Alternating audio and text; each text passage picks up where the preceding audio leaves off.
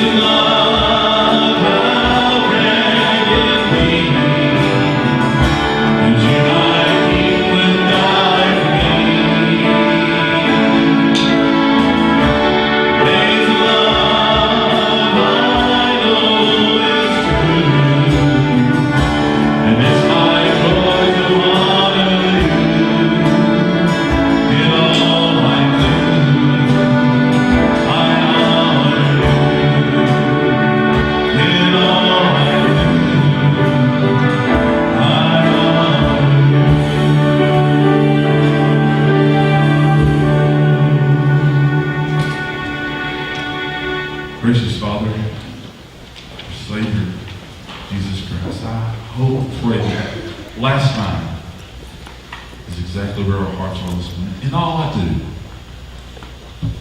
we don't want to bring honor to ourselves, but we want to bring honor to you, the only one that deserves that honor. Father, thank you for being condemned. Thank you for going to the cross. And thank you for loving us enough to take all our sins with you. Father, we ask all these things in your holy name.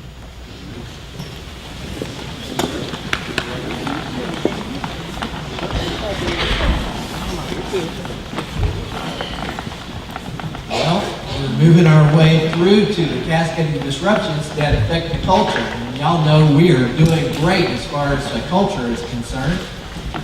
It's, you can go on Facebook and you can tell everything's A-OK, right?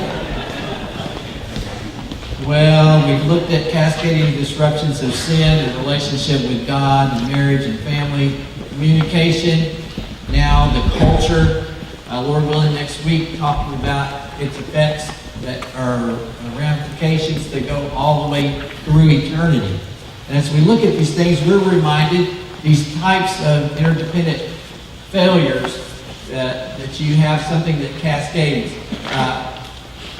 There is this lady who has the rare opportunity of sticking both hands in my mouth about every 3 months and just scrubbing away. She's my dental hygienist. Her name is Dana. And as she does this, the very first time she did it, she informed me that there was a cascading disruption going on in my mouth. She let me know that for all of the times I hadn't flossed, for all of the time, you brush your teeth all the time, whoever tells you that you can't brush in those cracks? Something needs to happen there, right? And so she tells me all these things, and she's trying to be nice and you know, not to tell me how much it's probably going to cost in the long run, which was another part of what? The cascading disruption of what should have been happening with my teeth all those years. Well, as you think about the fact that things escalate, it was escalating to the point that I was going to have the best teeth in town, but no gums to hold them in there, you know? Good teeth. And so, as she began to work in the area of restoration, of getting things all cleaned up, of trying to get me to use the right tools at the right place and the right time to make all those things happen, little did I know that I would later read that your dental health actually affects, through your bloodstream, infections in your body, potentially causing problems with your heart, ultimately, even with your brain. And I don't have much of a brain, so she suggested that I do something to try to hang on to that as well.